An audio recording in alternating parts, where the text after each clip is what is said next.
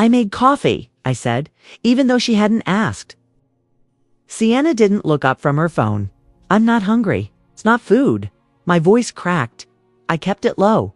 It's coffee. She stood slowly, smooth, emotionless. Going to my mom's later? For how long? She didn't answer. Just walked to the window, pulled the curtain open, and stared at the rain. I hated how calm she looked. Sienna, I tried again. Can we talk about us? There's nothing to talk about. My stomach dropped. What does that mean? She finally turned around. I can't do this anymore. This? I blinked. You mean noose. The pain, the heaviness, the waiting, the pretending like we're fine.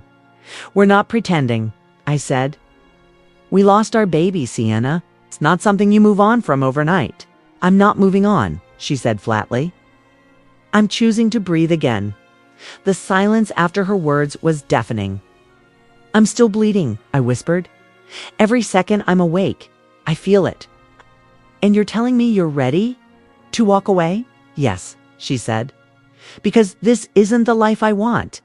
I laughed bitterly. You mean a life where things go wrong? Where grief is inconvenient? You always twist my words. No, I snapped.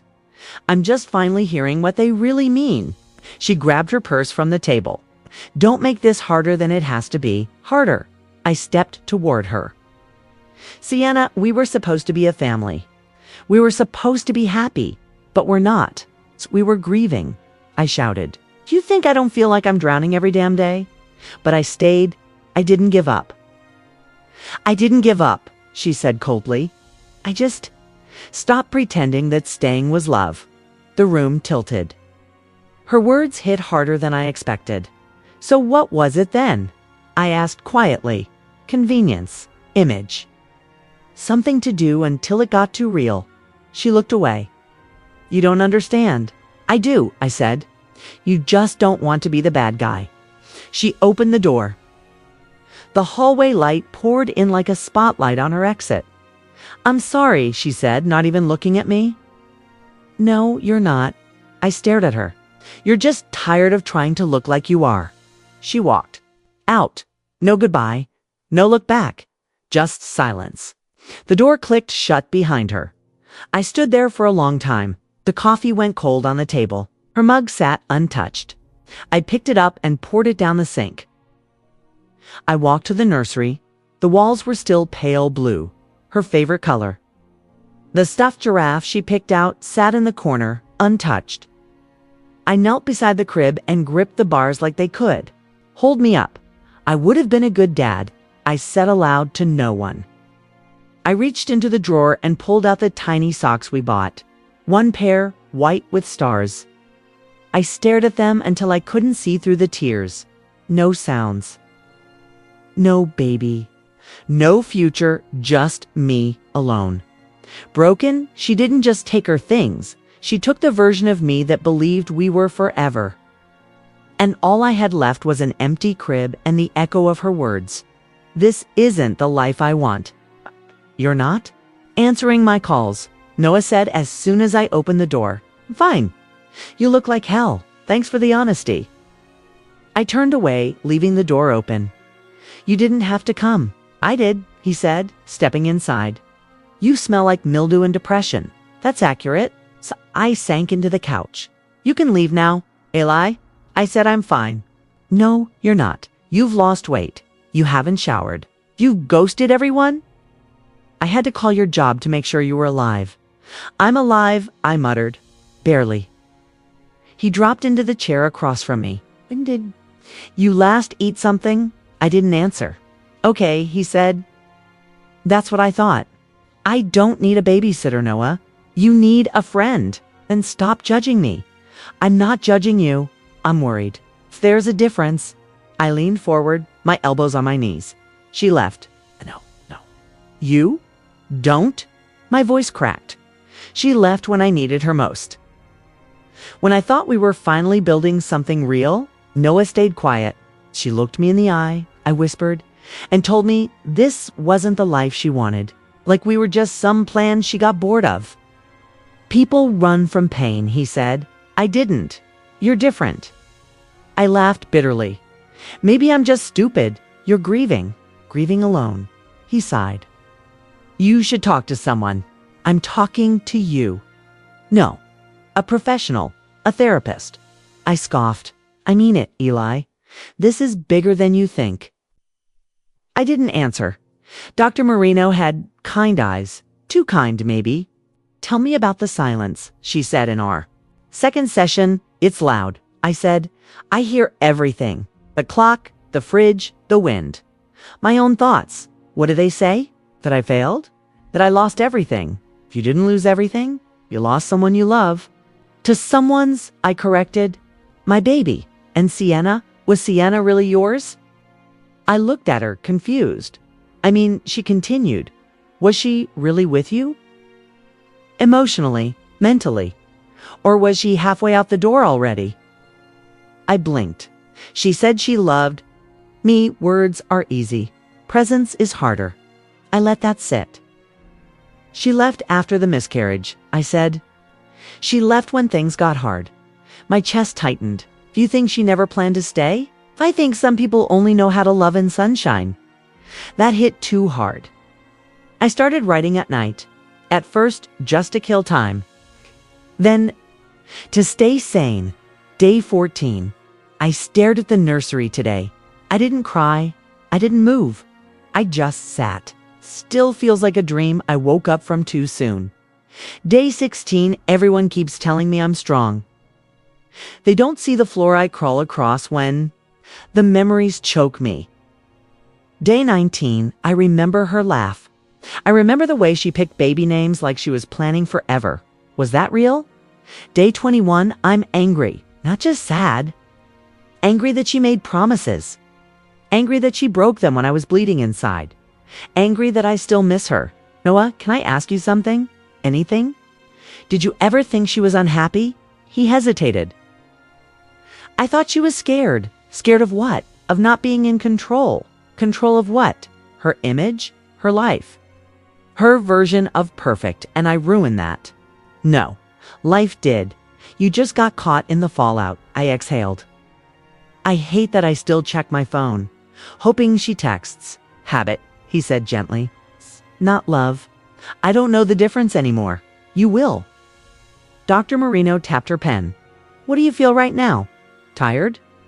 Physically or emotionally? Both. But mostly tired of pretending I'm okay.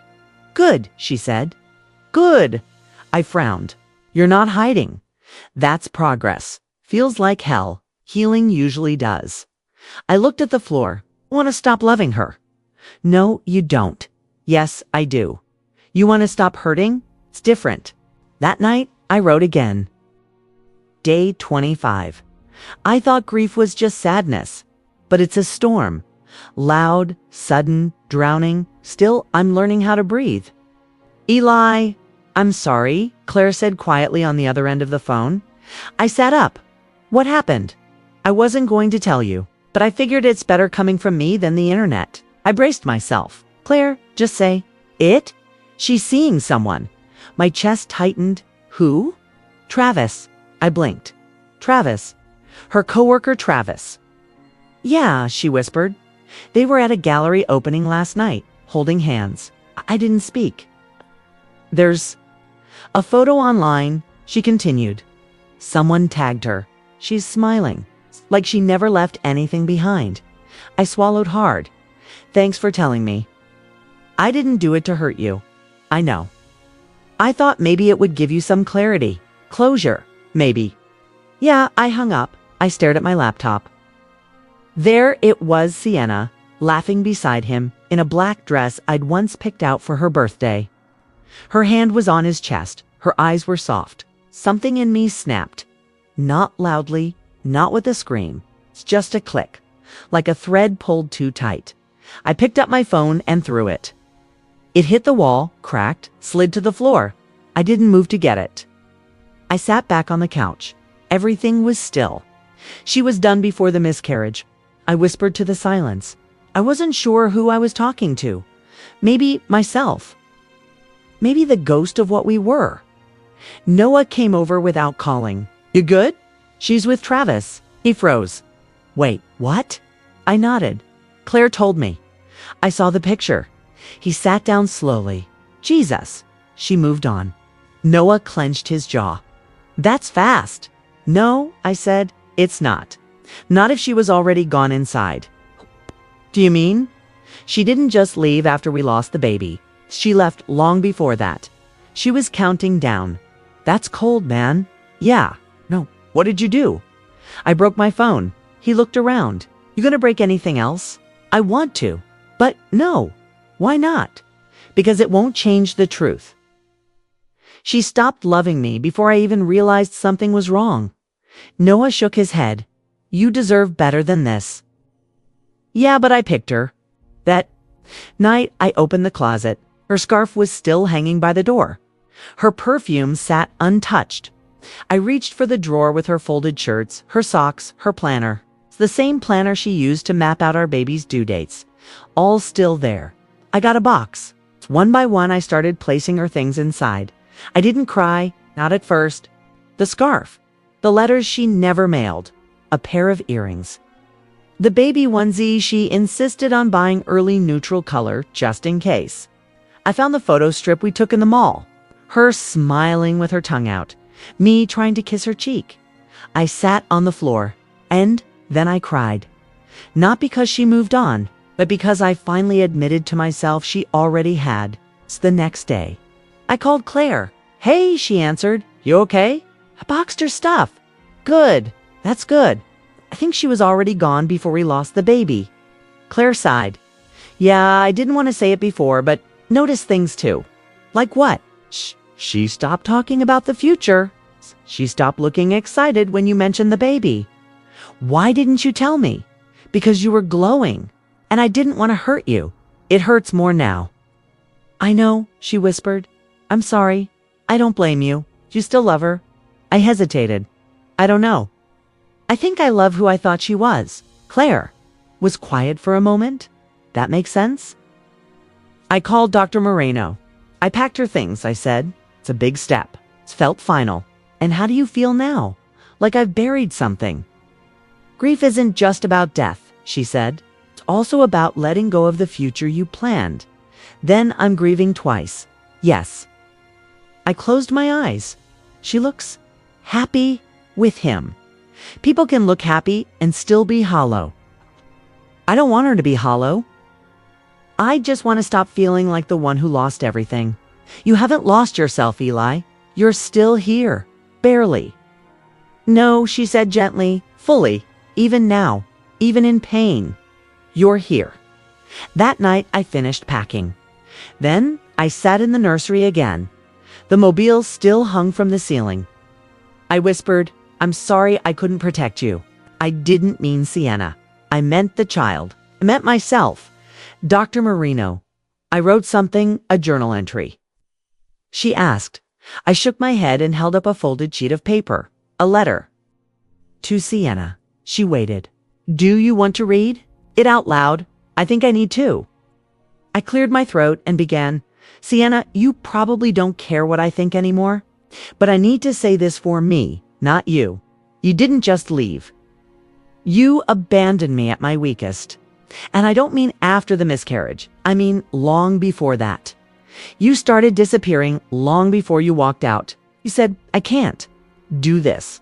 But I did. I sat in the hospital holding pieces of a future I'd been dreaming of. I walked back into that apartment where your perfume still lingered and your half-drunk coffees sat cold. I waited for you to come back, not to me, but to yourself. You never did. You didn't break me, Sienna. You just revealed what was already broken. I spent so long trying to fix things, trying to fix USA, never stopped to ask if you were trying to. I don't hate you. That's what hurts most. I wanted to. I tried. But all I feel now is this strange, aching emptiness where your promises used to live. I'll never send this letter. I know that.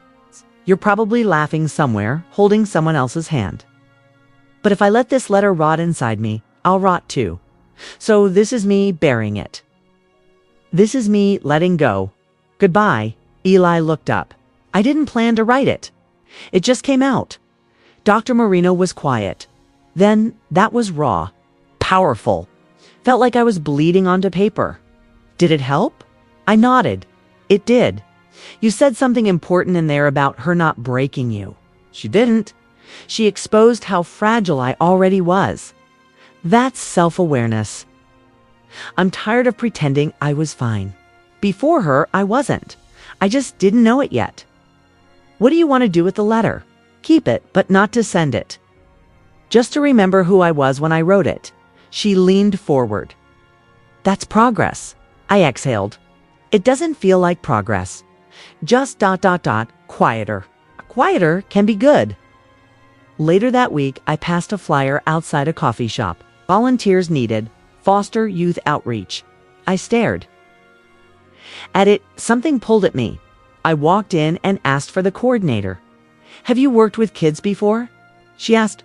No, I admitted, but I've wanted to. I just never took the step. She smiled kindly.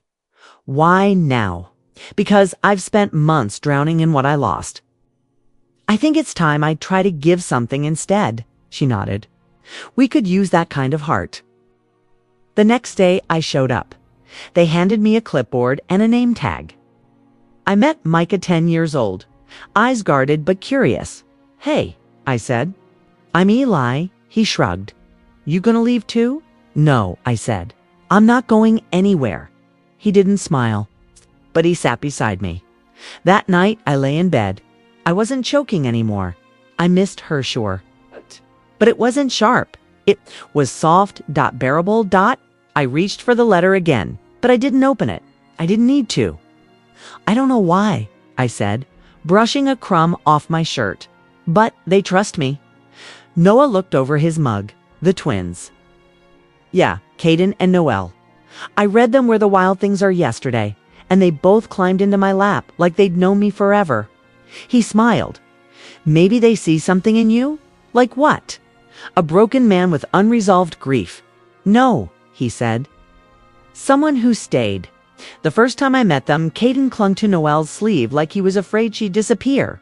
She didn't say a word, just stared at me with those big eyes, cautious and tired. You like dinosaurs? I asked, holding up a picture book. Caden nodded slowly. Noelle tilted her head, then stepped forward. Just one step. That was all it took.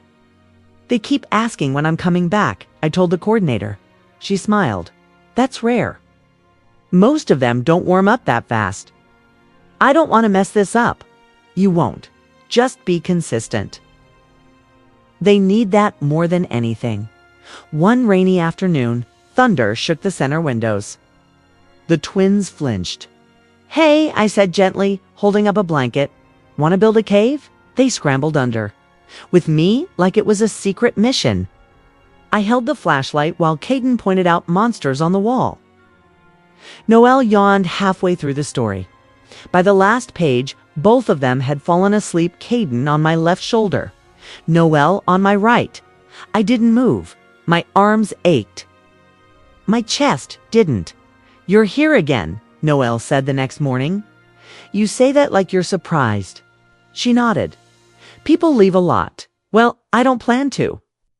She squinted at me like she was testing my words. Then she handed me a crayon drawing. It was the three of us in a house. Two small shoes at the door, one bigger pair. That me? I asked. She shrugged. I guess. That night I sat across from Noah. I'm thinking about fostering them. He didn't speak right away, both of them. Yeah, that's a big step, Eli. I know, but it doesn't feel scary. Feels right. You think you're ready? I don't know, but I want to try. The next day, I met with the social worker. They're siblings, she said, tapping her pen, and very attached. They've been through multiple placements. I'm not a perfect man, I told her, but I can give them consistency, can give them safety. She studied me. You're serious about this? I nodded, dead serious. Caden tugged my sleeve after lunch. Do you have a house? I do. Does it have rooms? Yeah, a couple. Can me and Noelle have one? I crouched beside him. Would you want that? He looked at her. She nodded. Then, I'll make it happen. I started clearing out the spare room that night. Took down the boxes, dusted shelves. I placed the drawing Noelle gave me on the desk. It was crooked. Perfect. Is this what healing feels like? I asked Noah the next day, what, choosing someone instead of chasing someone who left? He leaned back. Sounds like you're not just healing, you're growing. Maybe, I said. For the first time in a long time, Noelle handed me another drawing the next day. It's time we were smiling. That was new, Caden. The socks don't go in the kitchen drawer. He looked up grinning, but they fit. I laughed, kneeling to pull them out. Yeah, what about forks? In your shoes? Next. Noelle popped her head in from the hallway. That happened once, I believe it.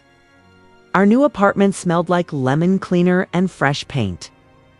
White walls now held crayon rainbows and crooked photo frames. The silence I once feared was now filled with small feet, muffled giggles, and the occasional crash of spilled blocks. Don't run with juice. I called out. Too late. Sticky floors again. Noah helped me move the last of the boxes. You sure about this place? Yeah? I said, wiping sweat from my neck. It's ours. He looked at the drawings taped to the fridge. It changed. You. I paused. Maybe they reminded me I still had something left. Claire knocked a week later. I brought muffins, she said, holding up a bakery box. You're not allergic to carbs now? She rolled her eyes. Can I come in, or? I stepped aside. Yeah, just ignore the mess. She looked around. It's warm in here. Blame the finger paintings. We sat at the kitchen table while Noelle napped and Caden lined. Up dinosaurs on the floor. Claire took a breath. I wanted to say something. I waited. I'm sorry, she said. For not telling you sooner about Sienna. About everything. You weren't the one who left. I still watched her hurt you. She already had one foot out the door, I said quietly. I just hadn't seen it yet. Claire looked down. She always needed to be loved more than she loved back. Yeah, I nodded. And I kept bleeding, trying to fill that gap. She flinched. You don't hate her? I don't wait for apologies that won't come. Claire's eyes welled. You're stronger than you think. Maybe? Or maybe I just stopped letting ghosts haunt me. That night I sat on the couch, one twin on each side, their heads against my arms. Do you like it here? I asked softly. Caden mumbled, I like the stars on my ceiling and the bunny nightlight. Noelle added. I smiled. What else? It's your voice, she whispered. When you read. My throat tightened. I like reading to you too. Later, when they were asleep, I stood in the hallway. Silence wrapped around me. But it didn't echo this time. It held me. It was peace, chocolate muffin, or blueberry, I asked, kneeling beside the twins. Chocolate, Noelle said instantly. Caden pointed. Blue one. It looks like the sky. I chuckled. One sky muffin and one chocolate moon coming up. The cafe was quiet for a Saturday morning. Tia, I held. Both little hands as we stepped inside, the bell over the door jingling. Pick a seat, I said. They ran to the corner table with the big window. I headed to the counter, smiling. I felt calm, settled. 2 muffins, 1 oat milk latte, and I stopped. My breath caught. She was there, Sienna. Her hand rested on a man's wrist, Travis. She laughed at something he said. Then she looked up. Our eyes met. Her smile vanished. I stood still. Then I turned back to the counter, gave my order, and walked. Away. The kids waved from the window table. Daddy, Noelle called. I heard her voice crack. Are they yours?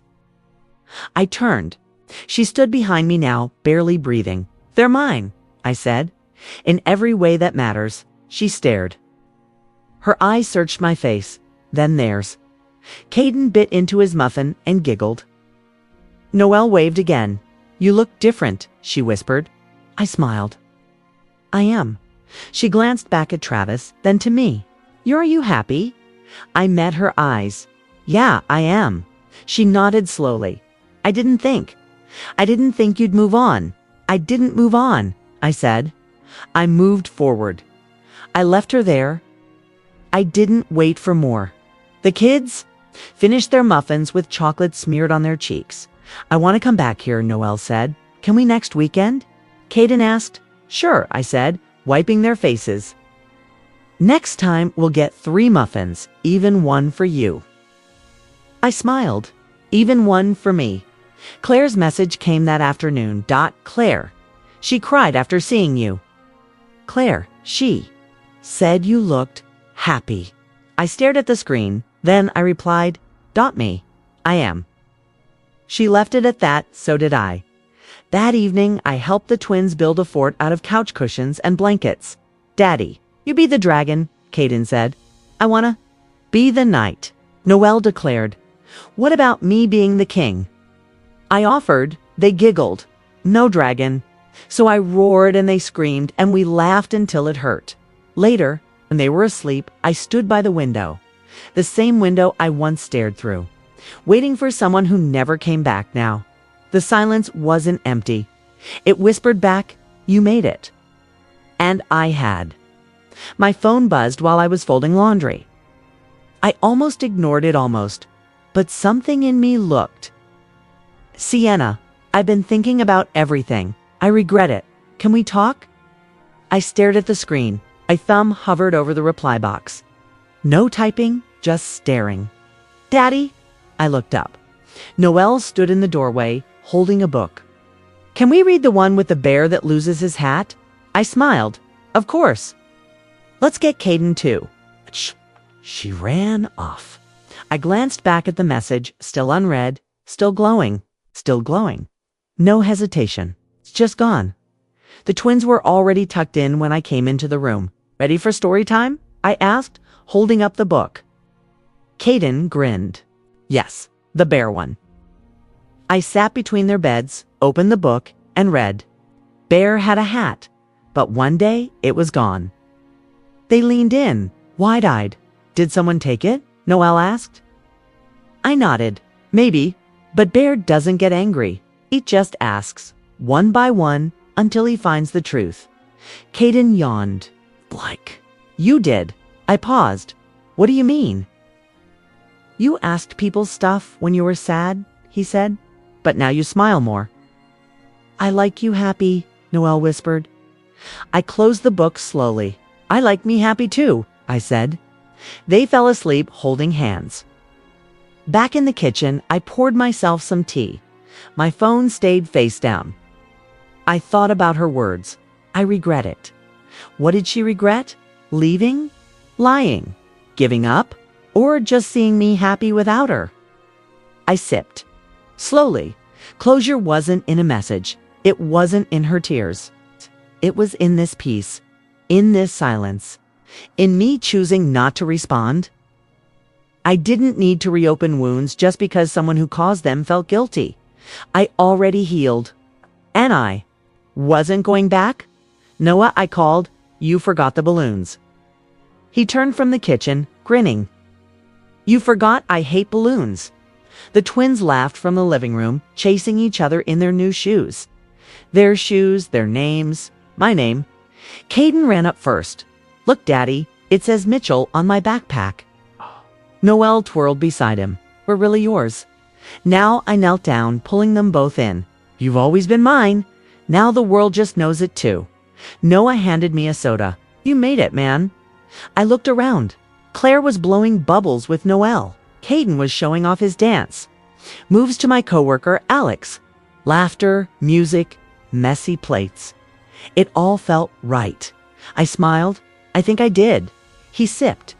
You know, I remember the day she left. You barely spoke. I didn't know how, I said quietly. Now I can't shut up. He laughed. Therapy works. So do too loud. Kids, I said, watching Noelle shove cake into her mouth and giggle. They changed everything. You changed, he corrected. They just gave you space to do it. I nodded. You're right. That night I stood on the balcony, arms folded. The twins were still up, running around in pajamas, waving glow sticks Claire brought. Caden shouted, I'm a space ninja. No? Yelled, and I'm a moon queen. I leaned against the railing, watching them dance. They didn't save me. I whispered to the stars. They reminded me I was worth saving. My phone buzzed again. This time, it was the adoption agency. A final confirmation, Mitchell, I said aloud, reading the message. All three of us. Noah stepped outside. You good? I am. Not the life you pictured, huh? I smiled. No, better, because I chose it. He raised his drink. 2 chosen endings. I clinked mine against his. It's a chosen piece.